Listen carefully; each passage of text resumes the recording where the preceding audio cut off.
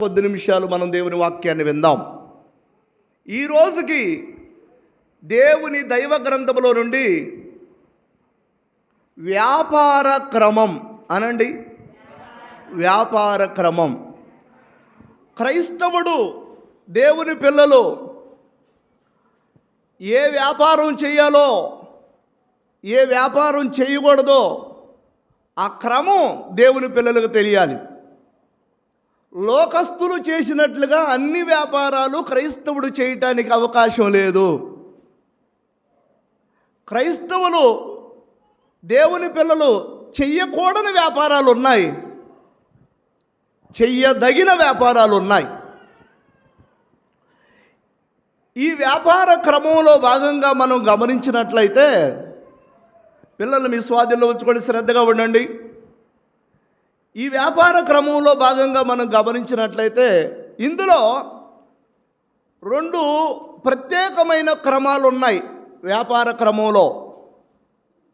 ఒకటి ఆత్మ సంబంధమైన వ్యాపార క్రమం, రెండవది శరీర సంబంధమైన వ్యాపార క్రమం. మొదటిది ఏంటది? ఆత్మ సంబంధమైన వ్యాపార క్రమం. రెండవది శరీర సంబంధమైన వ్యాపార క్రమం. ఆత్మ సంబంధమైన వ్యాపార క్రమం ఎలా ఉంటుంది అని అంటే,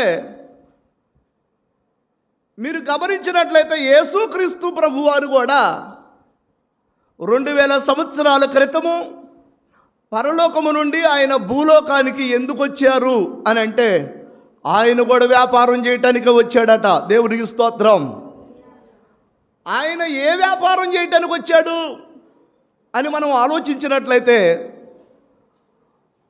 మనుషులనే, లోకములో ఉన్న మనుషులని, పాపములో ఉన్న మనుషులను, అంధకార సంబంధమైన అధికార ప్రభావంతో సాతాను చేతిలో ఉన్న మనుషులని విడిపించి మనుషులని కొనటానికి వచ్చాడు ఆయన. దేవునికి స్తోత్రం. ఇంతకు మనం గమనించినట్లయితే, దుష్టుడి చేతిలో మనుషులు ఉండగా, దుష్టుడి చేతిలో మనుషులు ఉండుటను బట్టి చెయ్యరాని కార్యములు మనుషులు చేస్తూ ఉండగా, అందును బట్టి మనిషి నరకానికి వెళ్ళవలసిన వాడై ఉండగా, ఇంత భయంకరమైన స్థితిలో ఉన్నటువంటి మనిషిని వెల ఇచ్చి కొనటానికి వచ్చాడు ఆయన. దేవునికి స్తోత్రం. ఏం చేయటానికి వచ్చాడు? వెల ఇచ్చి కొనటానికి వచ్చాడు ఆయన.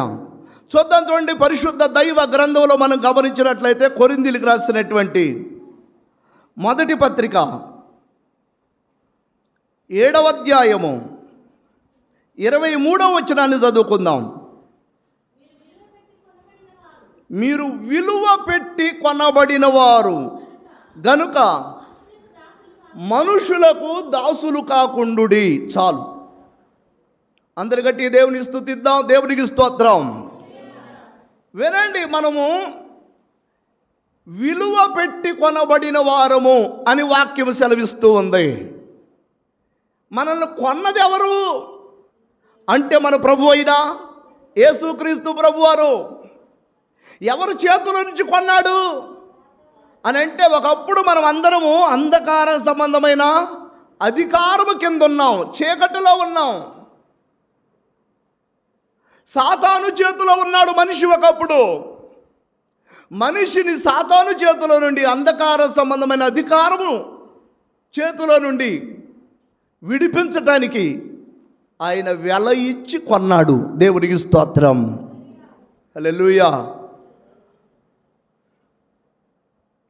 ఇంతకు నేను అంటున్నాను, ఆయన వ్యాపారం చేయటానికి వచ్చాడు. ఏ వ్యాపారం చేయటానికి వచ్చాడు అని అంటే, మనుషులనే కొనటానికి వచ్చాడు ఆయన. దేవునికి స్తోత్రం. అందుకే అక్కడ రాయబడి ఉంది, మీరు వెల పెట్టి కొనబడిన వారు. మనుషులైతే లోకంలో వ్యాపారాలు చేసేవారిని మనం గమనిస్తే, పత్తి వ్యాపారం చేసేవాళ్ళు డబ్బుతో వ్యాపారం చేస్తారు. మిర్చి వ్యాపారం చేసేవాళ్ళు కూడా డబ్బులతోనే వ్యాపారం చేస్తారు. డబ్బులతో కొంటారు మిర్చిని, మరలా ఎక్కువ రేటుకి అమ్ముకుంటారు. మనుషులు చేసే వ్యాపారం డబ్బుతో చేస్తారు. కానీ మన ప్రభు అయిన యేసుక్రీస్తు ప్రభువారు మనుషులనే కొనటానికి వచ్చాడు. అది అతి శ్రేష్టమైన ఆత్మ సంబంధమైన వ్యాపార క్రమం. ఇంతకు దేంతో కొన్నాడు మనుషులని అని మనం ఆలోచిస్తే, వినండి, బంగారము కంటే విలువైనది, వజ్ర వైడూర్యాల కంటే విలువైనది, లోకములో మీరు సమకూర్చుకున్నటువంటి అష్ట ఐశ్వర్యాల కంటే విలువైనది అదే ఆయన యొక్క పరిశుద్ధ రక్తము చేత మనుషులని కొన్నాడు. ఆయన దేవుని స్తోత్రం. దేనితో కొన్నాడు మనల్ని? రక్తము చేత కొన్నాడు. నేను అంటున్నాను, యేసుక్రీస్తు ప్రభువారి యొక్క రక్తానికి దేనిని సాటిగా పెట్టగలవు నువ్వు? లోకములో ఉన్న బంగారం అంతా తీసుకొచ్చి ఆయన రక్తానికి సాటి కాదు. లోకములో ఉన్నటువంటి విలువైనటువంటి వజ్ర వైడూర్యాలన్నిటిని, రత్నాలన్నిటిని తీసుకొచ్చి ఆయన రక్తంతో సమం చేయలేము మనం.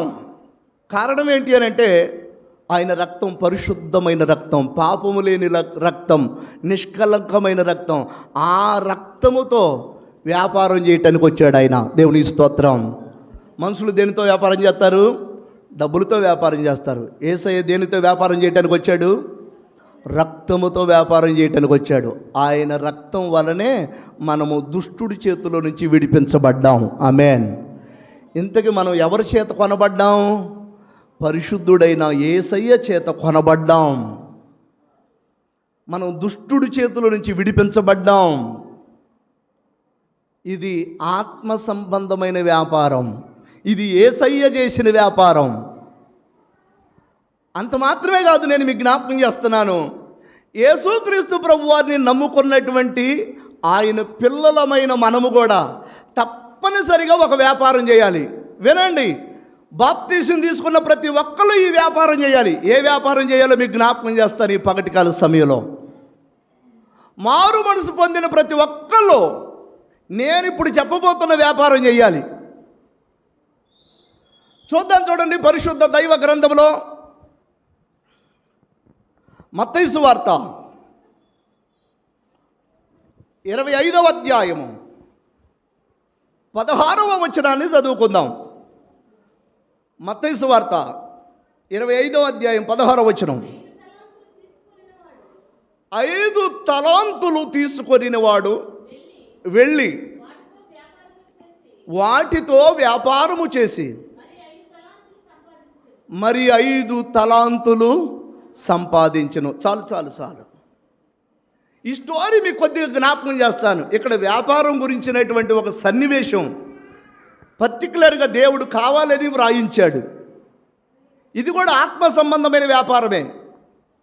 ఈ ఉపమానము యేసుక్రీస్తు ప్రభు వారు చెబుతూ ఏమన్నాడంటే, ఒకడికి 5 తలాంతులు ఇచ్చాడట, ఒకడికేమో 2 తలాంతులు ఇచ్చాడట, ఒకడికేమో 1 తలాంతే ఇచ్చాడట.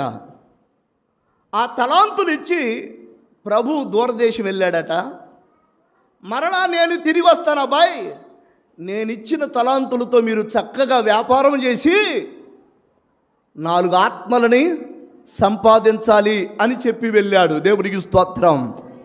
వినండి వినండి, ఏం చెప్పాడు యేసుక్రీస్తు ప్రభువారు?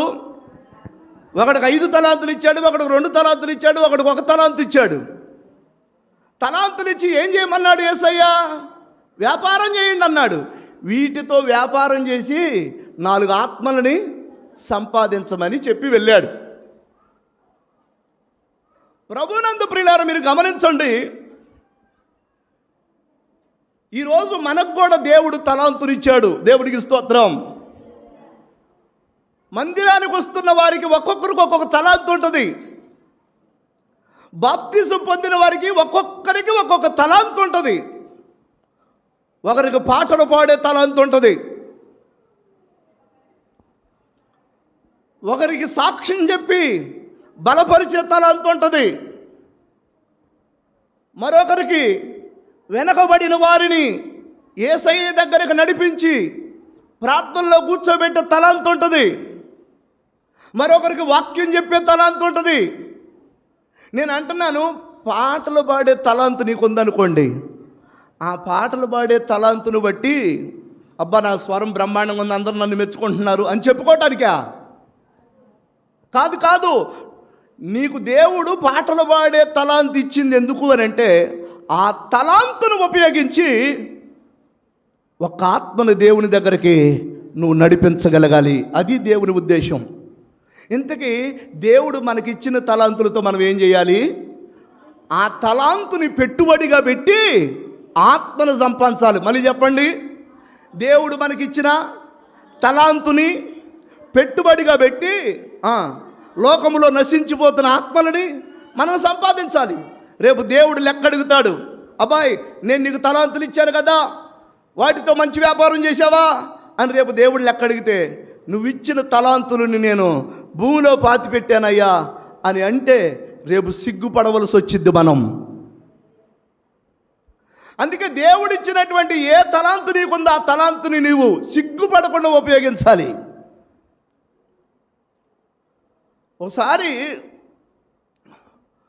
లోకములోన నిందలు నాపై రాళ్ళై రూవిన రంపాలై కూసిన, ఈ పాట ఒక తల్లి చేలో పాడిందట. వినండి జాగ్రత్తగా.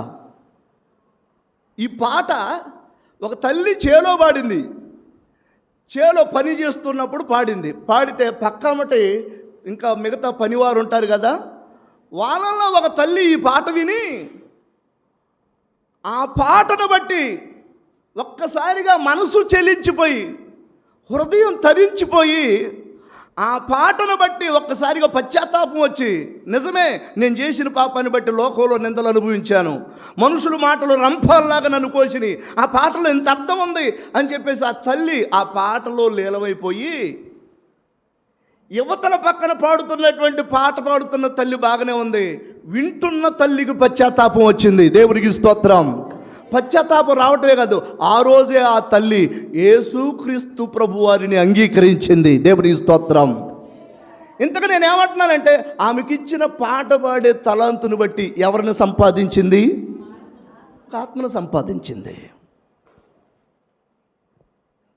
ఈ వ్యాపారం చేయాలి. ఎవరు చేయాలి? మారు మనసు పొందిన ప్రతి ఒక్కళ్ళు ఈ ఆత్మ సంబంధమైన వ్యాపారం చేయాల్సిందే. నువ్వు చేయాలి, నేను చేయాలి. సేవకుడు మాత్రమే కాదు, ఈ ఆత్మ సంబంధమైన వ్యాపారం చేసేది ప్రతి మనిషి.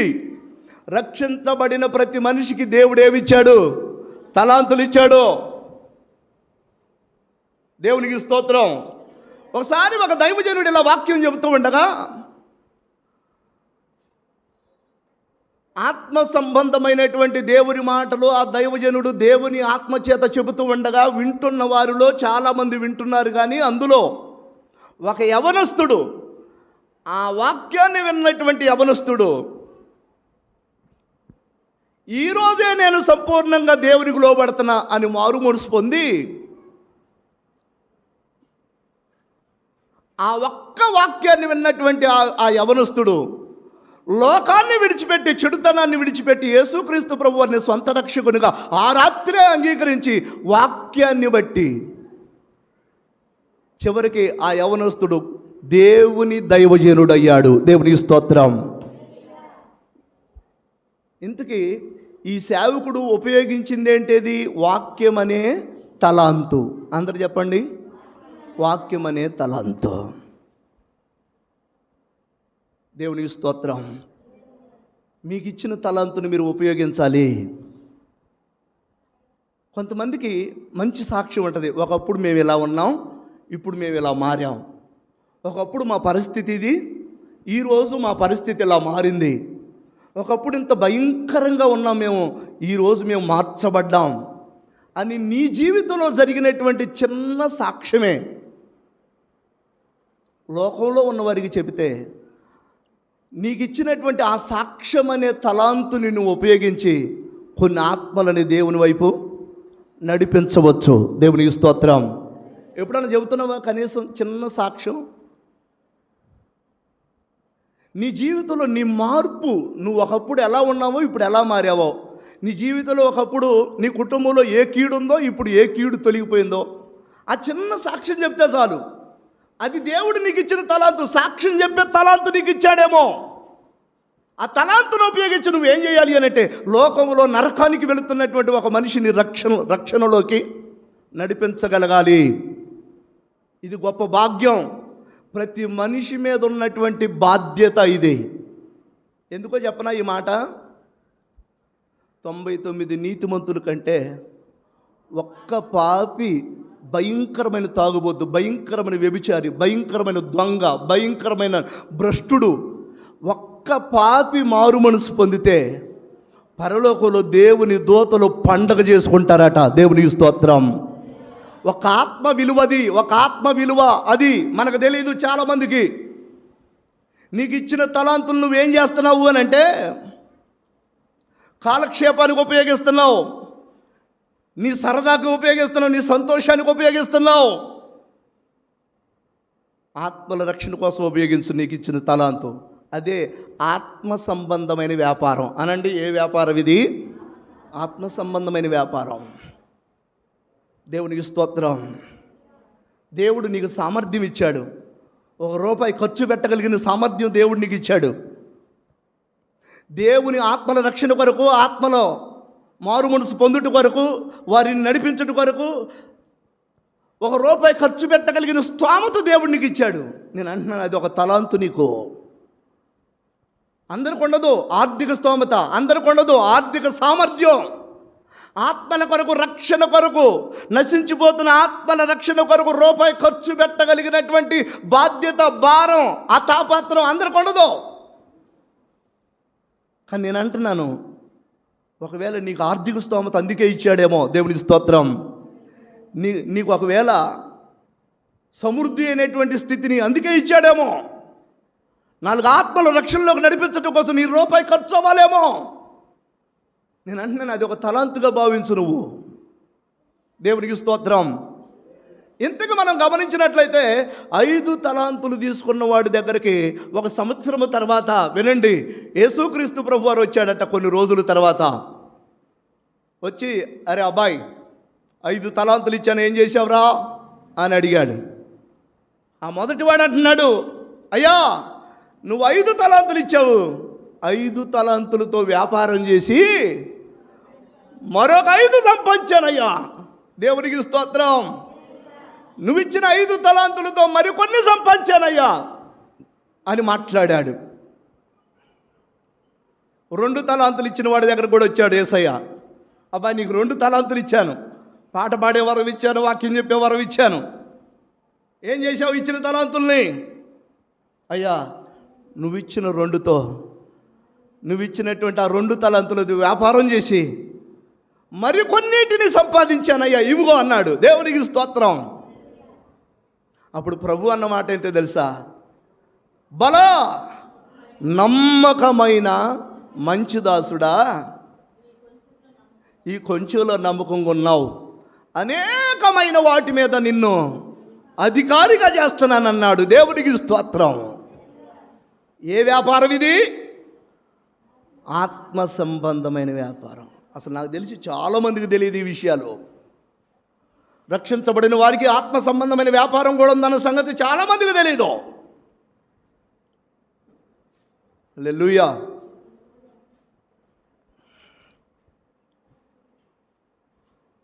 దేవుని పిల్లలు, ఈరోజైనా మీ మనోనేత్రాలు మీరు తెరవండి. ఒక ఆత్మ విలువ లోకంలో ఏ బంగారంతో వెలకట్టలేనిది. మీరు నమ్మండి, రేపట మనం పరలోకం వెళ్ళిన తర్వాత, వినండి, ఒకవేళ మారు మనసు పొందకుండా చచ్చిపోయిన మన స్నేహితులు ఉంటారు చూసారా? మారు మనసు పొందకుండా చనిపోయిన మన స్నేహితులు, వారు పాతాళంలో ఉండి వాళ్ళు ఇప్పటికీ ఏడుస్తూ ఉంటారట.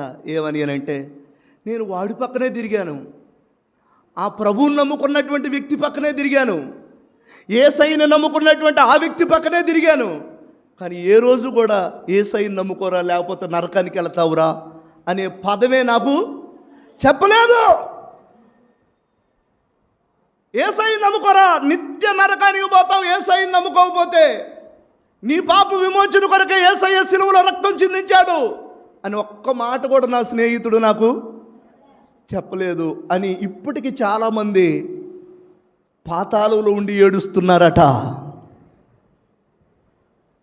అందుకే అవకాశం కుదిరినప్పుడు, సమయం దొరికినప్పుడు ఏ పని చేసినా చేయకపోయినా ఒక ఆత్మని పాతాళం నుంచి తప్పించే పని చేద్దాం. ఆమేన్. ఇది నువ్వు చేయవలసినటువంటి ఆత్మ సంబంధమైన వ్యాపారం. ఇంతకీ ఏమన్నాడు?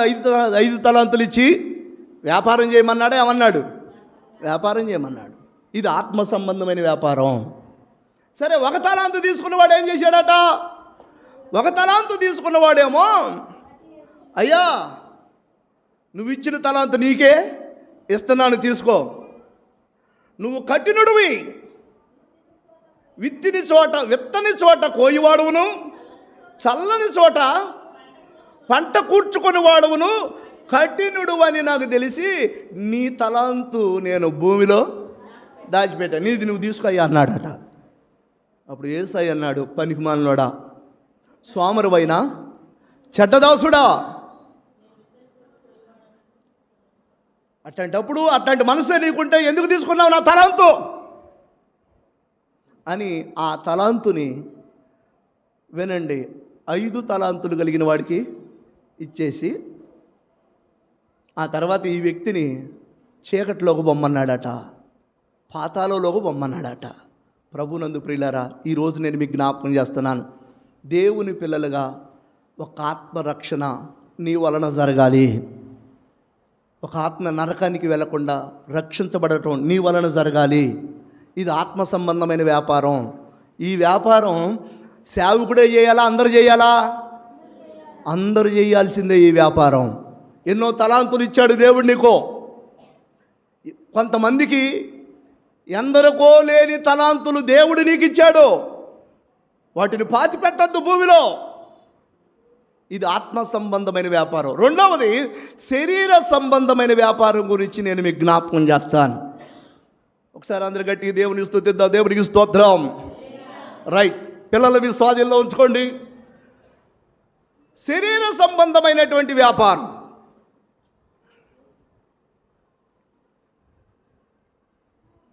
రెండవ తిమోతికి రాసినటువంటి పత్రిక 2వ అధ్యాయము 4వ వచనం ఒకసారి చదువుకుందాం. తిమోతికి రాసినటువంటి 2వ పత్రిక 2వ అధ్యాయము 4వ వచనం. సైనికుడు ఎవడును యుద్ధమునకు వెళ్ళినప్పుడు తన్ను దండులో కొనిన వాడిని సంతోషపెట్టవలెనని ఈ జీవన సంబంధమైన వ్యాపారములలో చిక్కుకొనడు. దేవునికి స్తోత్రం.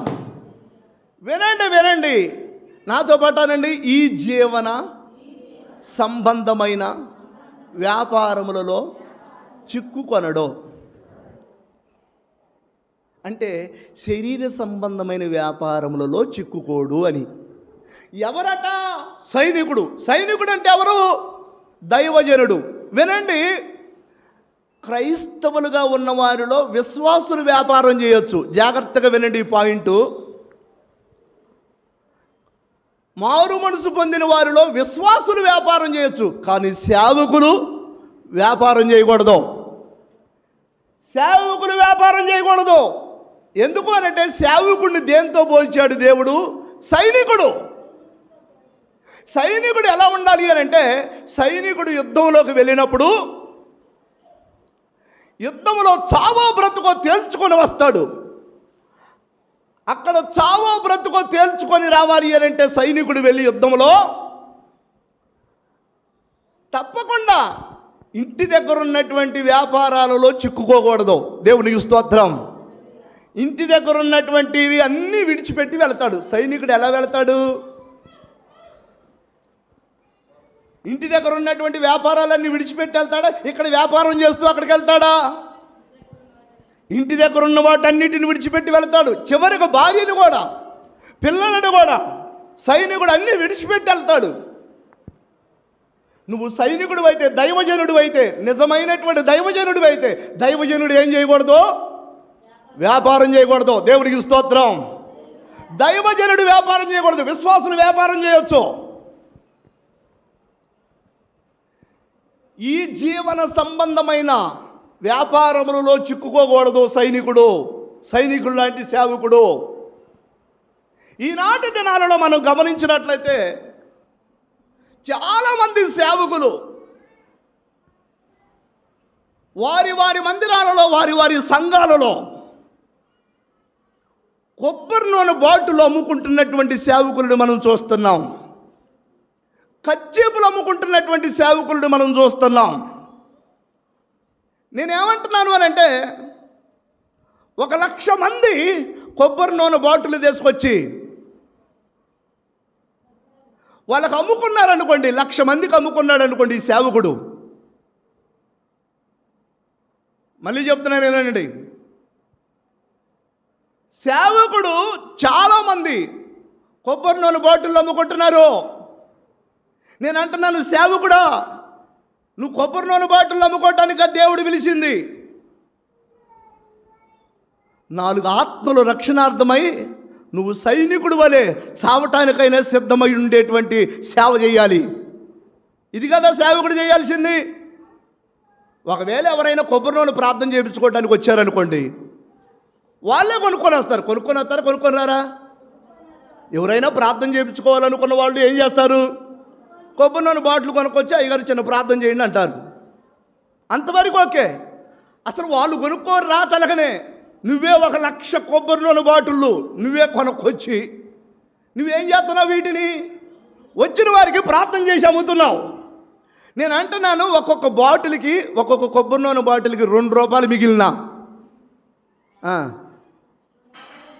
కొబ్బరి నూనె బాటిల్కి, ఒక చిన్న బాటిల్కి 2 రూపాయలు మిగిలితే ఎంత? 1,00,000 మంది కొన్నారనుకోండి, పెద్ద పెద్ద మీటింగ్లోనే మనం చూస్తూ ఉంటాం. 1,00,000 మంది కొన్నారనుకోండి, ఆ కొబ్బరి నూనె బాటిల్లో 2 రూపాయలు మిగిలిన అనుకుందాం, ఎంత వచ్చినట్టు? యేసు రక్తమే చేయ 2 లక్షలు. నేను అంటున్నాను, దేవుని సేవకులు ఎట్లాంటి వ్యాపారాలు చేయకూడదు. దేవుని స్తోత్రం. కావలసిన వాళ్ళు ఎవరైనా వాళ్ళే వచ్చి నూనె ప్రార్థన చేయించుకొని వెళ్తారుగా. నువ్వు అమ్ముకోవాల్సిన పని ఏంటి? నేను అంటున్నాను, మందిరంలోకి ఏం తీసుకొచ్చారు మన సేవకులు? వ్యాపారాన్ని తీసుకొచ్చారు. దేవుని పిల్లలుగా ఈ పగటికాల సమయంలో మీకు జ్ఞాపకం చేస్తున్నాను. ఒకరోజు యేసుక్రీస్తు ప్రభువారు యెరూషలేం పట్టణంలో ఉన్నటువంటి మందిరంలోకి వెళ్ళాడు. ఆ మందిరంలోకి వెళ్ళగా అనేక మంది గొర్రెల వ్యాపారం చేసేవాళ్ళు, మేకల వ్యాపారం చేసేవాళ్ళు, పావురాల వ్యాపారం చేసేవాళ్ళు, గువ్వల వ్యాపారం చేసేవారు, రోకలు అమ్ముకునేవారు, రకరకాల వ్యాపారం చేసేవాళ్ళు అందరూ కూడా ఎక్కడున్నారట? మందిరంలో ఉన్నారట. యేసమ్మ గారు, రకరకాల వ్యాపారం చేసేవాళ్ళందరూ మందిరంలో ఉంటే యేసుక్రీస్తు ప్రభువారికి విపరీతమైన కోపం వచ్చింది. అక్కడ ఒక మాట ఉపయోగించాడు యేసుక్రీస్తు ప్రభువారు. ఏమన్నాడు తెలుసా? నా తండ్రి ఇంటిని వ్యాపారపుటి ఇల్లుగా చేశారు మీరు అని కొరడా తీసుకొని, వినండి, వీర విహారం చేశారు యేసయ్య. దేవుని స్తోత్రం. గొవ్వలమ్ము వారి యొక్క గొవ్వలన్నీ పారద్రోలాడు. పావురాలు అమ్ముకునే వారి యొక్క పావురాలు చేసిపోయి బయటకు వదిలిపెట్టాడు. కోడెలు, గొర్రెలు, మేకలు అమ్ముకునేటువంటి వారి యొక్క మేకలు, గొర్రెలు, కోడెలన్నిటినీ చండ్రకోళ్ళు తీసుకొని వాటన్నిటిని బయటికి పారదోలాడు. బల్లలన్నీ పడద్రోశాడు. దేవునికి స్తోత్రం. ఇంతకీ దేవుడు ఏమన్నాడు? నా మందిరాన్ని ఏం చేయకూడదన్నాడు? వ్యాపార పిల్లుగా చేయకూడదన్నాడు. దేవునికి స్తోత్రం. దైవజనులు, నేను అంటున్నాను, ఒక నిజమైన దైవజనుడు అయితే తప్పకుండా దేవుని మందిరంలోకి వ్యాపారం తీసుకురావు. ఒకసారి ఒక కుటుంబీకులు ఇలాగా నాతో మాట్లాడారు. అయ్యగారు, మందిరంలో మా పిల్లగాడిని పాట పెట్టాలి అయ్యగారు అన్నారు. పిల్లగాడిని పాట పెట్టాలట. ఎలా పెట్టాలి ఏంది అని అంటే, దేవుడి పాట ₹1 అని అయ్యారు, ఆ తర్వాత మనుషులు పాట పాడతారు. మా అబ్బాయికి 5,000 డబ్బులు ఎవరైతే పాడతారో అక్కడ దాకా ఆపు చేయగారు అన్నారు. యేసు రక్తమే జయం. ఇప్పుడు నిజంగా పాట పెడితే దేవుని మందిరంలో వినండి, ఒకవేళ డబ్బులు ఉన్నటువంటి ఒక 10 లక్షల రూపాయల డబ్బులు ఉన్నటువంటి వ్యక్తి వచ్చి నేను 10 లక్షలకు పాడుతున్నాను ఈ పిల్లగాడిని అని తీసుకుపోతే ఏం చేస్తావు? దేవునికి స్తోత్రం.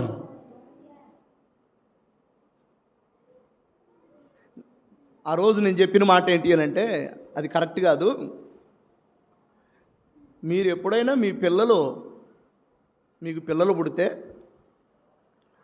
మగ పిల్లగాడు పుడితే ఒక 5,000 కానుకేసుకుంటాను అనుకున్నావు అనుకో, ఆ 5,000 కానుకేసుకో కృతజ్ఞతగా దేవుడిచ్చిన గర్భఫలాన్ని బట్టి. అది దేవుడికి ఇష్టమైంది. దేవుడి పాట ₹1, మనుషుల పాట ₹70, ఆ తర్వాత 5,000, ఆ తర్వాత 6,000. ఇది క్రమం కాదు, దేవుని వాక్యానికి విరుద్ధమైనది. ఇది ఒక రకంగా మనం గమనించినట్టయితే ఇది ఒక వ్యాపార క్రమం, వ్యాపారం అయిపోయే ప్రమాదం ఉంది. చాలా సరి చేసుకోవాలి దేవుని పిల్లలు. దేవునికి స్తోత్రం. హల్లెలూయా. సరే, విషయానికి వచ్చేద్దాం. ఆత్మ సంబంధమైన వ్యాపార క్రమం గురించి మనం విన్నాం. వినండి, శరీర సంబంధమైన వ్యాపారం గురించి కూడా మనం వినబోతూ ఉన్నాం. ఇందులో భాగంగా శరీర సంబంధమైన వ్యాపారాలలో ఎవరు చిక్కుకోకూడదని చెప్పాను బేబమ్మ గారు. శరీర సంబంధమైన వ్యాపారాల్లో ఎవరు చిక్కుకోకూడదు? సేవకులు చిక్కుకోకూడదు. వాక్యం ఉందా, నేను మామూలు చెప్తున్నానా? దేవునికి స్తోత్రం. సరే, ఇంకొక విషయాన్ని నేను మీకు జ్ఞాపకం చేస్తాను. సరే, ఇంతకీ విశ్వాసులు వ్యాపారం చేయొచ్చా, క్రైస్తవులు వ్యాపారం చేయొచ్చా అని అంటే, దేవుని పిల్లలుగా నేను మీకు జ్ఞాపకం చేస్తున్నాను. చెయ్యదగిన వ్యాపారం ఉంది, చెయ్యకూడని వ్యాపారం ఉంది. అందరూ చెప్పండి, ఏ వ్యాపారాలు ఉన్నాయి? బైబిల్లో వ్రాయించాడు దేవుడు. క్రైస్తవులు ఏ వ్యాపారం చేయాలో ఆ వ్యాపారమే చేయాలి. క్రైస్తవులు దేవుని బిడ్డలు లోకస్తుల వలె దేవునికి విరుద్ధమైన వ్యాపారాలు చేయటానికి వీల్లేదు. మీరు బైబిల్ గ్రంథంలో మీరు గమనించినట్లయితే చెయ్యదగినటువంటి ఏ వ్యాపారం చేయొచ్చో బైబిల్లో రాయబడి ఉంది. చూడండి, పరిశుద్ధ దైవ గ్రంథములో. ఈరోజు మనం వ్యాపార క్రమం గురించి చెప్పుకుంటున్నాం కనుక చూద్దాం. పరిశుద్ధ దైవ గ్రంథములో సామెతల గ్రంథము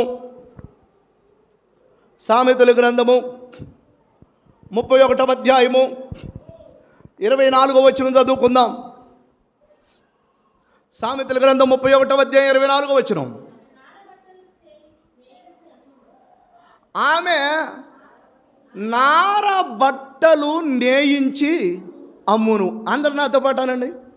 ఆమె నార బట్టలు నేయించి అమ్మును. ఏ వ్యాపారం? ఈ వ్యాపారం బట్టల వ్యాపారం. దేవునికి స్తోత్రం. ఎవరు చేశారు ఈ వ్యాపారం అని అంటే, సామెతల గ్రంథం ఈ 31వ అధ్యాయంలోనే 10వ వచనం నుంచి మనం గమనించినట్లయితే ఈ వ్యాపారం చేసినటువంటి స్త్రీ పేరు ఉంటుంది. ఆ స్త్రీ పేరే గుణవతి. దేవుని స్తోత్రం. గుణవతి అయిన స్త్రీ ఏ వ్యాపారం చేసిందట? బట్టల వ్యాపారం చేసిందట. ఆమె ఏం చేసిందట? ఆ వాక్యం చదవండి. నార బట్టలు నేయించి అమ్ముకుందట. ఏం పేరు పెట్టాడు అని అంటే గుణవతి. దేవునికి స్తోత్రం. అందుకే మీరు చూశారా లేదు ఎక్కడన్నా బట్టల వ్యాపారం చేసిన వారు ఎక్కడన్నా నష్టపోయిన వారు నాకు తెలిసి నేను వెళ్ళా నా చెవులతో. కారణం ఏంటి అని అంటే, బట్టల వ్యాపారం చేసిన వారి యొక్క ఆ వ్యాపారం మీద దేవుని దీవెన ఉంటుందట. ఈ వ్యాపారాన్ని ఎంచుకుంది గుణవతి అయిన స్త్రీ. 18వ వచనంలో కూడా చదవండి ఆ మాటని మీరు గమనించినట్లయితే. ఆమె వ్యాపారం చేసిందట. ఆ వ్యాపారము వ్యాపార లాభమట అనుభవము చేత తెలుసుకుందట. దేవునికి స్తోత్రం. ఆమె వ్యాపారం చేసింది. ఏ వ్యాపారం? బట్టల వ్యాపారం. ఆ వ్యాపారంలో కూడా ఆమెకి ఏమొచ్చింది? అనుభవం వచ్చిందట. అనుభవం చేత లాభం చేకూర్చిందట కుటుంబానికి. దేవునికి స్తోత్రం. అందుకే మంచి వ్యాపారం చేయండి క్రైస్తవులు, దేవుని దీవెన ఉంటుంది. చేయకూడని వ్యాపారాలు కూడా ఉన్నాయి. వాటి గురించి నేను మీకు జ్ఞాపకం చేస్తాను ఇప్పుడు ముందుకెళ్ళిన కొలది. మంచి వ్యాపారాలు మనం భూలోకంలో బ్రతకటానికి, పోషించబడటానికి, కుటుంబం క్షేమంగా ఉండటానికి చేయవలసిన మంచి వ్యాపారాలు ఎన్నో ఉన్నాయి. పండ్ల వ్యాపారాలు ఉన్నాయి, నూనె వ్యాపారాలు ఉన్నాయి. వినండి, ఇలా చాలా వ్యాపారాలు ఉన్నాయి. అయితే బైబిల్ గ్రంథంలో ఇంకొక వ్యాపారం గురించి కూడా దేవుడు పర్టికులర్గా రాయించిన వ్యాపారం గురించి చెప్తాను చూడండి. సామెతల గ్రంథమే 11వ అధ్యాయము. ఈ వ్యాపారం చేసినా కానీ దేవుడు దీవిస్తాడు. చూద్దాం చూడండి, 11వ అధ్యాయము 26వ వచనం చదవండి. ధాన్యము బిగబట్టు వానిని జనులు శపిస్తారు, ధాన్యము అమ్మువాడి తల మీదకి దేవుడి దీవెన వచ్చింది. దేవునికి స్తోత్రం చెప్పండి. ఏమమ్మేవాడి మీదకి? ఈ వ్యాపారం ఏ వ్యాపారం? ఏందో దాని వ్యాపారం. ఈ వ్యాపారం పేరు మనం ఒక మాట చెప్పుకోవచ్చు. ఏమని అనంటే నిత్యావసర సరుకుల వ్యాపారం అనండి. మనిషికి నిత్యావసర సరుకుల వ్యాపారం. ఈ వ్యాపారం మీదట ఏముందట? దీవెన ఉందట. ఈ వ్యాపారం మీద ఎందుకు దీవెన ఉందంటే ఒక మనిషి కడుపు నింపే వ్యాపారం ఇది. దేవుని స్తోత్రం. ఒక మనిషిని ఆకలి మంటతో ఉన్న మనిషి ఆకలి తీర్చే వ్యాపారం ఇది. ఒక మనిషి బ్రతకటానికి ఉపయోగపడే వ్యాపారం ఇది. చావకుండా బ్రతికించగలిగినటువంటి వ్యాపారం ఇది. మీరు గమనించినట్లయితే కోమటులను మీరు చూడండి. వాళ్ళు వ్యాపారం చేస్తారు. వాళ్ళు ఏ వ్యాపారం చేస్తారు? కోమటులు ఎక్కువగా నిత్యావసర సరుకుల వ్యాపారం చేస్తారు. దేవునికి స్తోత్రం చెప్పండి. అందుకే వాళ్ళు యేసయ్యని నమ్ముకోకపోయినా వాళ్ళ వ్యాపారం మీద వాళ్ళు ఎవరైనా నష్టపోయిన వాళ్ళు ఉన్నారా? నిత్యావసర సరుకులు వ్యాపారం చేసుకునే కోముటులకి నష్టం వచ్చింది వీళ్ళకి ఈ వ్యాపారంలో అన్నోళ్ళు ఎవరన్నా ఉన్నారా? నాకు తెలిసి నా చెవులతో నేను ఎప్పుడన్నా, మీరు చెవులతో మీరు ఏమన్నా విన్నారేమో. కానీ దాని మీద దీవెన ఉంటుందట. నిత్యావసర మనిషికి నిత్యావసర సరుకులు ఏవి?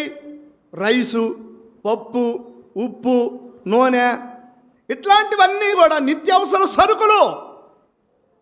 ధాన్యం అంటే ఒక బియ్యమే కాదు, తినేవే కాదు, దానికి సంబంధించినటువంటి సరుకులన్నిటిని కలిపి ఆ వ్యాపారం చేసేవారి మీద దీవెన ఉంటుందట. అందుకే కోముట్లు ఎప్పుడు నష్టపోరు. కోముట్లు ఎప్పుడు వారు చేసే వ్యాపారంలో నష్టం వచ్చింది అన్న వాళ్ళు ఉండరు. మంచి వ్యాపారం చేస్తే దేవుడు దీవిస్తాడు. ఈనాటి దినాలలో దేవుని పిల్లలుగా మీరు గమనించండి. అందుకే మీరు మంచి వ్యాపారాలు చేయండి. చాలా మంచి వ్యాపారాలు ఉన్నాయి. బైబిల్ గ్రంథంలో ఒక ఆమె ఎలీషా దగ్గరికి వెళ్ళి, ఒక ఎదోరాలు, అయ్యగారు మా ఆయన చనిపోయాడు, నా భర్త చనిపోయాడు, నాకు చాలా అప్పులు ఉన్నాయి, బ్రతికినంతకాలం నా భర్త నీ దగ్గరే శిష్యుడిగా సేవకుడిగా ఉన్నాడు, ఇప్పుడు నా భర్త చనిపోయాడు, చచ్చిపోతా అప్పులు చేసి చచ్చిపోయాడు. ఉన్న అప్పులను బట్టి నా పిల్లలిద్దరిని, నా కొడుకులిద్దరిని అప్పులు వారు తీసుకెళ్ళి బానిసలుగా పెట్టుకుంటానంటున్నారు. ఏం చేయాలో అర్థం కావట్లేదు అయ్యా అని ఎలీషాయి గారిని అడిగారు.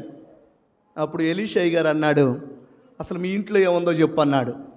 ఆ తల్లి అన్నది, మా ఇంట్లో అది అంత నూనె ఉందయ్యా అన్నది. ఆ కొంచెం నూనె చాలు నీ అప్పులు తీరగటానికి అని ఆ దైవజనుడు మాట్లాడాడు. దేవుని స్తోత్రం. ఈ కొంచెం నూనెతో నేను ఎలా అప్పులు తీర్చుకోగలనయ్యా అని మాట్లాడితే ఆ తల్లితో ఎలీషా అనే దైవజనుడు చెప్పిన మాట ఏంటి అని అంటే, నువ్వు ఇంటికెళ్ళు, నీ కొడుకులను కూడా తీసుకొని వెళ్ళు. ఇంటికి వెళ్ళిన తర్వాత చుట్టుపక్కల ఇళ్ళ దగ్గరకు వెళ్ళి ఖాళీగా ఉన్న పాత్రలు వారి దగ్గర బదులు తీసుకో. అలాగే నీ ఇంట్లో ఉన్న ఖాళీ పాత్రలు ఉంటాయి కదా, అవి కూడా నీ ఇంట్లో పెట్టుకో.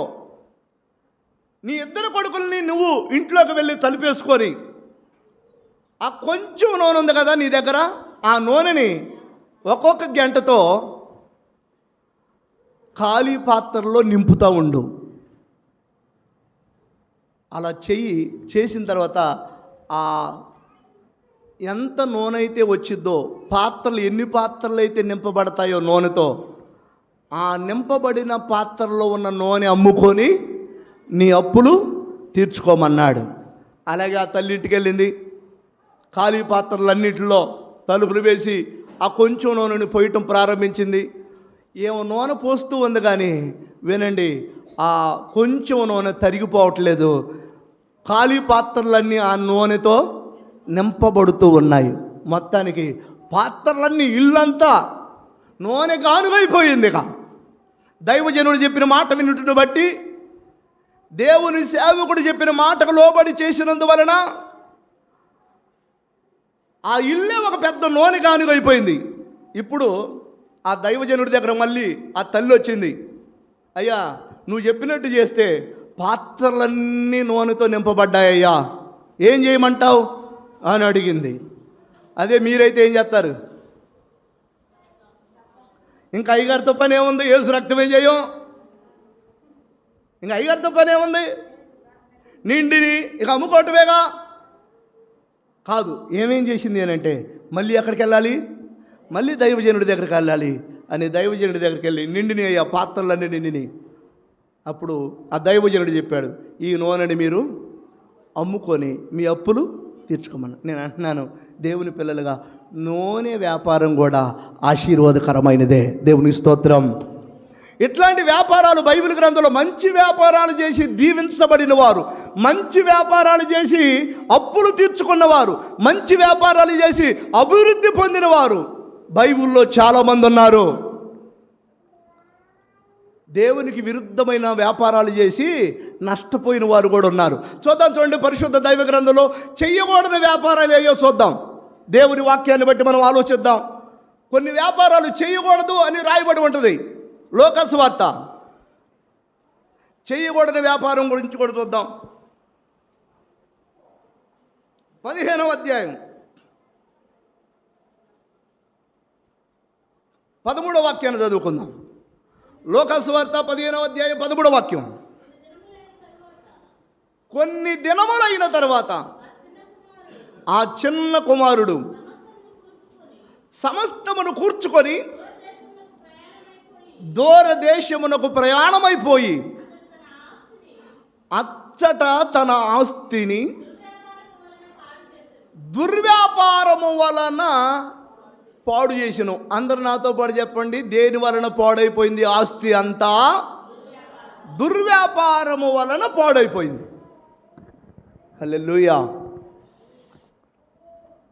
ఇప్పుడు మీకు జ్ఞాపకం చేస్తున్నాను, చెయ్యదగిన వ్యాపారం ఉంది, చెయ్యకూడని వ్యాపారం ఉంది. క్రైస్తవులకు చాలామందికి ఈ విషయాల్లో సరైన అవగాహన లేక చెయ్యకూడని వ్యాపారాలు కూడా చేసి నష్టపోయిన క్రైస్తవులు చాలామంది ఉన్నారు. చెప్పేవాళ్ళు లేకపోవటం వలన నాకు తెలిసి దైవజనులు ఈ విషయాలను కూడా ప్రస్తావించాలా అని అంటే ప్రస్తావించకపోవటం వలన చెయ్యకూడని వ్యాపారాలు చేసి నష్టపోయిన వారు ఉన్నారు.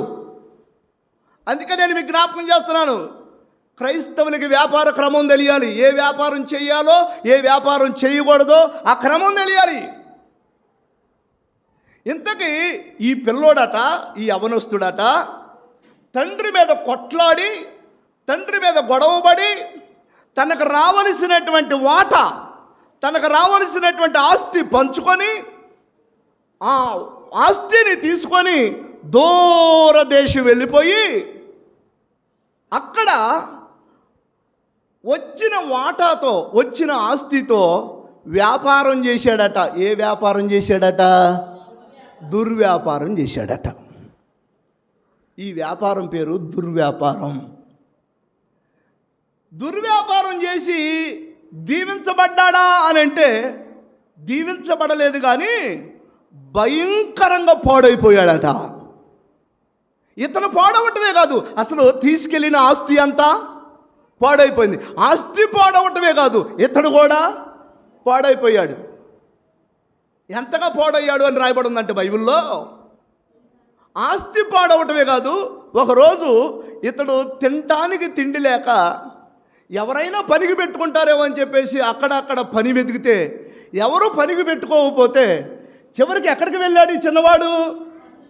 పందులు మేపే ఒకటి దగ్గరికి వెళ్ళి, ఏమండి మీ పందులు నేను మేపుతానండి, రోజంత భోజనం పెట్టు చాలు, నాకు కూలి కూడా అవసరం లేదు, అంత భోజనం పెట్టు అన్నాడు. ఆ పందులు మేపేవాడు సరేనని చెప్పేసి తన పందులు మేపుట కొరకు ఈ పిల్లవాడిని పెట్టుకున్నాడు. 2-4 రోజులు గడిచిన తర్వాత చివరికి అతడు పెట్టే ఆహారం ఇతడికి సరిపోక ఈ పిల్లోడు పందులు మేపే, పందులు తినే పొట్టు, అసలు పందుల దగ్గరే భయంకరమైన వాసన వచ్చింది. పందులు తినే కుడితి కానీ, పందులు తినే నోక కానీ, పందులు తినే పొట్టు కానీ ఇంకెంత భయంకరమైనటువంటి పరిస్థితిలో ఉంటుంది అక్కడ.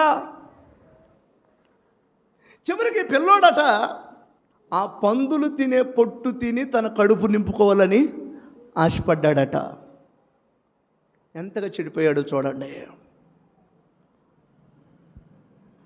చివరికి ఒకరోజు పందులు తినే పొట్టు తినాల్సి వచ్చింది. నేను అసలు నా స్థితి ఏంటి, నా పరిస్థితి ఏంటి, నేను ఎక్కడ వాడిను, నేను ఎందుకు ఇలా అయ్యాను అని కూర్చొని ఆలోచించుకుంటే అతనికి తేలిన విషయం ఏంటి అని అంటే, నేను చేసిన దుర్వ్యాపారమే అని తేలింది. అతడు అంత నష్టపోవటానికి, అతడు అంత భయంకరమైనటువంటి శాపగ్రస్తమైనటువంటి జీవితంలోకి వెళ్ళటానికి, అంత లేమిలోకి వెళ్ళటానికి, దరిద్రంలోకి వెళ్ళటానికి కారణం ఏంటి అని అంటే, పందులు తినే పొట్టు తినే అంత పరిస్థితికి రావటానికి నేను చేసిన దుర్వ్యాపారం. కొంతమంది దుర్వ్యాపారం చేసి కుటుంబాలు పటాపంచలైన వాళ్ళు ఉన్నారు. ఒకసారి ఒక కుటుంబం, నేను విన్న సాక్ష్యం ఏంటి అని అంటే, వాళ్ళు మందు వ్యాపారం చేశారట. వినండి, సారా వ్యాపారం చేశారు. మందు వ్యాపారం చేస్తూ ఉండగా అనుకోకుండా కొన్ని రోజులు గడిచిన తర్వాత అసలు ఆ మందు వ్యాపారంలో డబ్బులు బాగా వచ్చినాయి. నేను అంటున్నాను, చెడు వ్యాపారాల్లోనే డబ్బులు బాగా వస్తాయి, కానీ అందులోనే శాపం ఉంటుంది. చెడు వ్యాపారాలలోనే ధనం బాగా వచ్చినట్టు ఉంటుంది, అందులోనే కీడు ఉంటుంది. అది మీరు గమనించాలి. సరే, మొత్తానికి ఆ మందు వ్యాపారం చేస్తున్నటువంటి వారి కుటుంబంలో, అబ్బా ఈ మందు వ్యాపారంలో డబ్బులు బాగా వస్తున్నాయి అనుకున్నారు, మేడ మీద మేడ కట్టొచ్చు అనుకున్నారు. ఒక్కొక్క మందు బాటిల్ అమ్మితే ఒక్కొక్కసారి సగం నీళ్లు కలిపి అమ్మి, అలాంటి పరిస్థితుల్లో డబ్బులు బాగా వస్తున్నాయి, ఈ వ్యాపారం భలే వ్యాపారం కుదిరింది మనకి అనుకొని సంతోషిస్తున్న దినాలలో అనుకోకుండా ఆ ఇంట్లో ఉన్నటువంటి మగ మనిషి చనిపోయాడు. మగ మనిషి చనిపోతే అతనికి ఒక 2 కూతుర్లు, భార్య. ఆ ముందు కొట్టు దగ్గర ఎప్పుడు నైట్ 11, 12 ఆ టైం దాకా మందు తాగుతా ఎంతోమంది పురుషులు అక్కడ సంచరిస్తూ ఉండేటువంటి స్థలంగా మారింది అది. ఇంతలోకి యజమాని చనిపోయాడు. ఆ తర్వాత 4 రోజులు గడిచిన తర్వాత, ఒక 2-3 నెలలు గడిచిన తర్వాత మరలా ఆ మందు కొట్టు దగ్గరికి 11, 12 గంటల దాకా పురుషులు సంచరిస్తూ మందు తాగుతూ చివరికి ఎంతగా దిగజారారు అని అంటే, ఆ ఇంట్లో ఉన్నటువంటి యవనస్తులైనటువంటి ఆడపిల్లలని చెయ్యి పట్టుకొని లాగి బలవంతం చేసి అంతగా దిగజారిపోయారు. ఇంత భయంకరమైనటువంటి పరిస్థితి ఆ కుటుంబానికి రావటానికి గల కారణం ఏంటి అని అంటే, ఏ వ్యాపారం? నేను అంటున్నాను, అట్లాంటి డబ్బులు వస్తే అంత, రాకపోతే అంత. దేవునికి స్తోత్రం. పిల్లలు పాడైపోయే, పిల్లల మానభంగాలు జరిగేటువంటి భయంకరమైన పరిస్థితులు వచ్చే డబ్బులు వస్తే ఎంత, రాకపోతే ఎంత, అట్లాంటి వ్యాపారం చేస్తే ఎంత, చేయకపోతే ఎంత. అందుకే దేవుని పిల్లలుగా నేను మీకు జ్ఞాపకం చేస్తున్నాను, మీరు మంచి వ్యాపారాలు చేయుదురుగాక. ఎంత దారుణం! ఆ తల్లి ఆ తర్వాత కన్నీరు గార్చి మారు మనసు పొందిన తర్వాత ఏడ్చి చెప్పిందట, ఈ వ్యాపారం వలన ఇంత భయంకరమైన పరిస్థితి మాకు వచ్చింది అని. దేవునికి స్తోత్రం. అందుకే ఏ వ్యాపారం, ఈ వ్యాపారం పేరు దుర్వ్యాపారం. అందరూ చెప్పండి, దుర్వ్యాపారం. దుర్వ్యాపారంలో ఇంకొక వ్యాపారం చెప్తాను వినండి, వడ్డీ వ్యాపారం. అనండి, అనరు మీరు, నాకు తెలిసి యేసు రక్తమే చేయం. దేవుని పిల్లలుగా నేను మీకు జ్ఞాపకం చేస్తున్నాను, మీరు మంచి వ్యాపారం చేయండి, బట్టల వ్యాపారం చేయండి, నూనె వ్యాపారం చేయండి, పండ్లు బలాల వ్యాపారం చేయండి, ఇంకొక వ్యాపారం చేయండి, సరుకుల వ్యాపారం చేయండి. కానీ నేను అంటున్నాను, వడ్డీ వ్యాపారం చేయొద్దు. ఎందుకో తెలుసా మీకు జ్ఞాపకం చేస్తానేనండి. ఒక వ్యక్తి 1,00,000 రూపాయలు డబ్బులు తీసుకున్నాడండి వడ్డీకి. 1,00,000 రూపాయలు డబ్బులు తీసుకుంటే వడ్డీకి తీసుకొని ఒక 2-3 సంవత్సరాలు గడిచిని ఆటోమేటిక్గా 1,00,000కి వడ్డీ 1,00,000 అయింది. తీసుకున్నది అసలు ఎంత? 1,00,000. వడ్డీ ఎంత అయింది? మరలా 1,00,000 అయింది. ఇప్పుడు నేను ఏమంటున్నానంటే, డబ్బులు తీర్చేవాడు, అప్పు తీర్చేవాడు వచ్చి నీకు వడ్డీతో సహా కట్టడానికి, అయ్యా నేను 1,00,000 తీసుకున్నాను, ఇంకొక 1,00,000 వడ్డీ అయింది, ఈ 2,00,000 తీసుకయ్యా అని ఇచ్చేటప్పుడు వినండి, ఏడుస్తూ ఇస్తాడా, సంతోషిస్తూ ఇస్తాడా? 1,00,000కి 1,00,000 వడ్డీ అయితే వడ్డీ డబ్బులు ఇస్తూ ఏడుస్తూ ఇస్తాడా, ఆనందపడతా ఇస్తాడా? ఎవరి మీద పడిద్ది? ఎవరికి తగిలిద్ది ఆ ఏడుపు? ఎవరి పిల్లలకు తగిలిద్ది ఆ ఏడుపు? మీకు జ్ఞాపకం, మీకు అవగాహన కల్పిస్తున్నాను నేను మీకు ఇంకొక మాట చెప్తానేనండి. ఆ వడ్డీ డబ్బులు వాస్తవానికి, వినండి అమ్మ, ఈటనండి, తర్వాత చెప్పుకుందండి. ఆ వడ్డీ డబ్బులు వాస్తవానికి వాడు రెక్కల కష్టం చేసి ఎండకి ఎండి వానకి తడిసి పని చేస్తూ ఉంటే లోపల ఉన్న శరీరంలో ఉన్న రక్తం ఏమైందో తెలుసా? ఎండకి కాగి, ఒకవేళ చిక్కదనంగా ఉన్న రక్తం పలసబడిన రోజులుండి ఉంటాయి ఆ ఎండకి. నేను అంటున్నాను, వాడు ఎలా సంపాదించాడు? రక్తాన్ని పనంగా పెట్టి, రక్తాన్ని ఎండకి ఎండబెట్టి, రక్తాన్ని ఎండకి కాల్చి, రూపాయికి రూపాయి తోడేసి, ఆ రక్తాన్ని ఎండకి వానకి తడిపి తెచ్చిన డబ్బులు తీసుకొచ్చి ఎవరికి ఇస్తున్నాడు? వడ్డీ రూపంలో నీకు ఇస్తున్నాడు. ఇప్పుడు నేను ఏమంటున్నాను అంటే, అది ఆశీర్వాదమా శాపమా? ఇది తెలిసిన వాళ్ళు ఎవరు వడ్డీ వ్యాపారం చేయరు. దేవునికి స్తోత్రం. ఆ వడ్డీ రక్తం తిన్నంత ప్రమాదం, ఎదుటివాడు రక్తం తిన్నంత ప్రమాదం. దేవునికి స్తోత్రం. మన సంఘంలోనే యెహోషువ గారు మీకు అందరికీ తెలుసు. ఇంతకుముందు నేను ఒకసారి వడ్డీ వ్యాపారం చేయకూడదు అనేటువంటి విషయాన్ని విన్నటువంటి యెహోషువ ఒకసారి మన సంఘంలోనే నాగరాయణ అమ్మాయి వడ్డీకి తీసుకుంది డబ్బులు. ఎవరి దగ్గర? మన యెహోషువ గారి దగ్గర.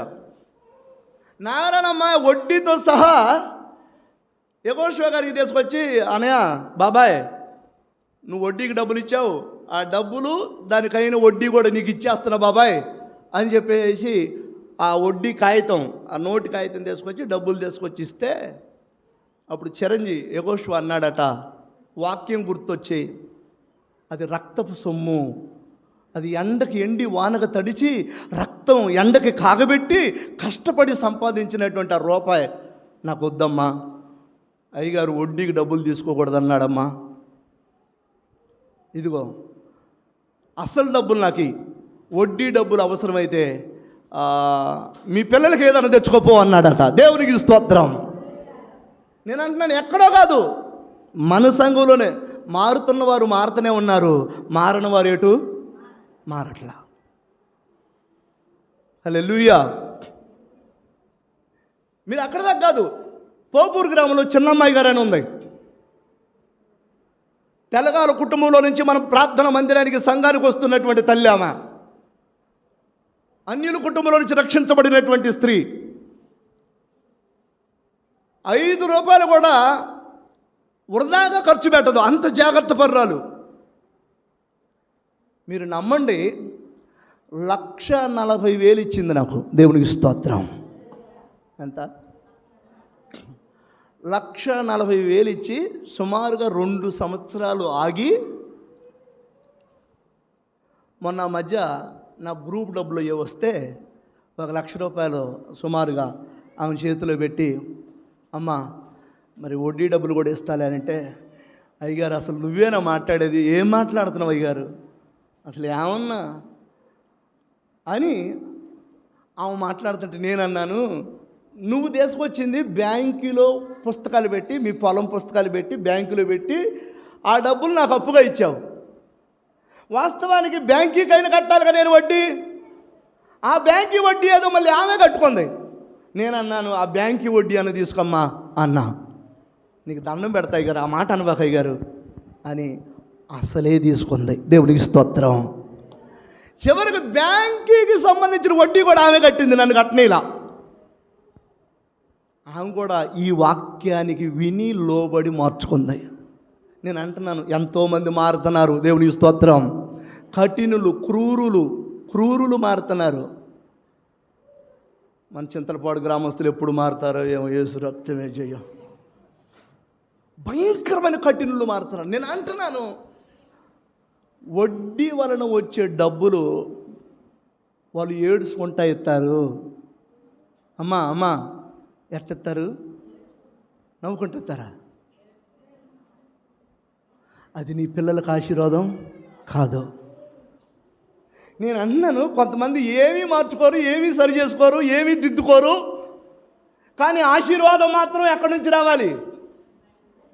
ఆకాశం నుండి రావాలి. యేసు రక్తం. దేవుడు నన్ను దీవించట్లా, దేవుడు నన్ను పట్టించుకోవట్లా, దేవుడికి నేనంటే ఇష్టం లేదు. నువ్వు మాత్రం ఏమీ మార్చుకో. వడ్డీ డబ్బులు తీసుకోవటం మానవు, కొబ్బరికాయలు కొట్టడం మానవు, సినిమాలు చూడటం మానవు, అసూయ పట్టడం మానవు, వంకరు బుద్ధి మానుకో, ఎదుటివాని మేలు వారవలేనితనం మానుకో. ఏమీ మానుకోవు, కానీ ఏమి రావాలి నీ మీదకి? ప్రార్థనకు మాత్రం వస్తా. నువ్వు ఒక ప్రార్థన చేయగారు, నాకు మాత్రం ఏమి రావాలి? యేసు రక్తమే జయం. హల్లెలూయా. నేను అంటున్నాను, బుద్ధి మారందే దీవెన రాదు. బుద్ధి మారాలి, మనసు మారాలి. ఇంతకీ దుర్వ్యాపారము చేసి ఏమైపోయాడట ఆ పిల్లోడు? నష్టపోయాడట, పాడైపోయాడట. రెండవది, దుర్వ్యాపారంలో భాగంగా ఏ వ్యాపారం చెప్పాను? వడ్డీ వ్యాపారం. ఏంది మీరు ఎవరు సరిగా మాట్లాడలే, అందరూ వడ్డీలకి ఇచ్చారా? హల్లెలూయా. దేవుడికి స్తోత్రం. రైట్. ప్రభునందు ప్రియులారా, ఆ మధ్య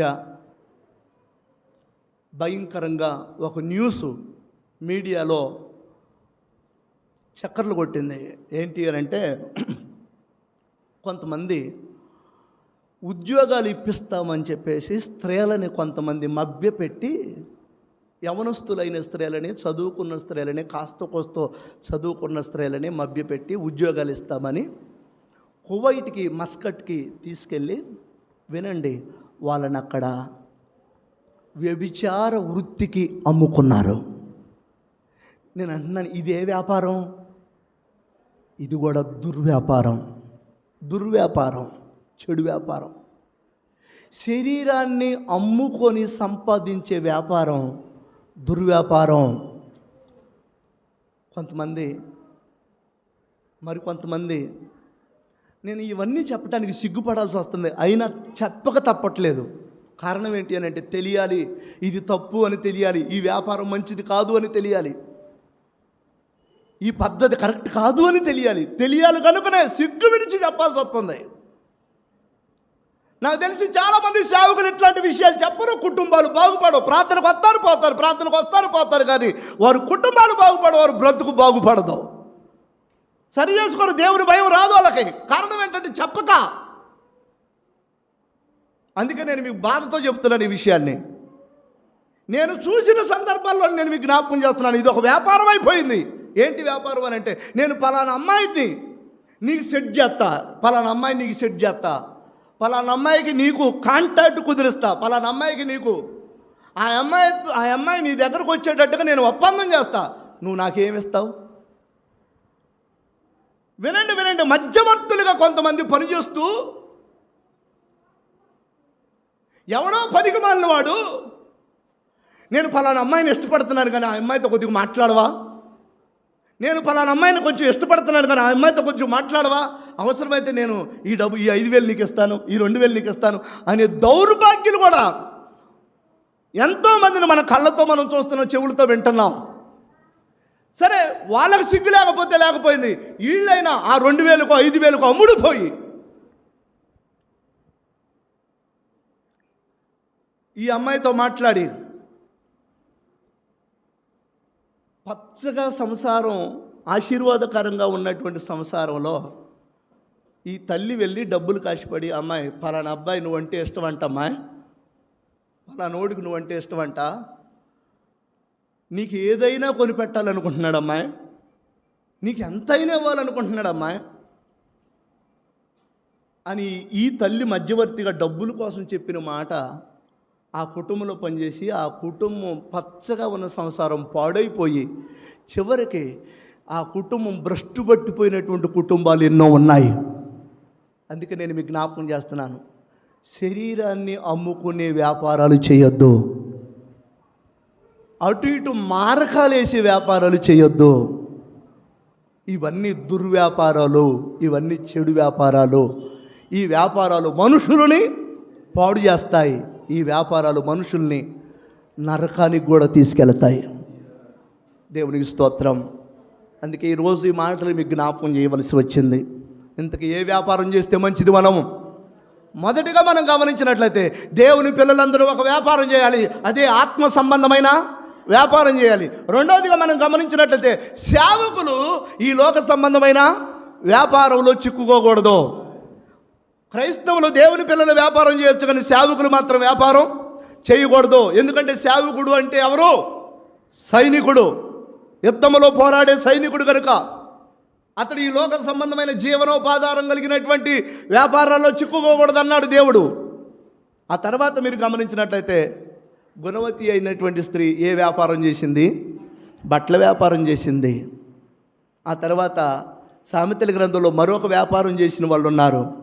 ఆ వ్యాపారమే ధాన్యాన్ని అమ్ముకొని వ్యాపారం చేశారు. దాని మీదకి దేవుని దీవెన వచ్చిందట.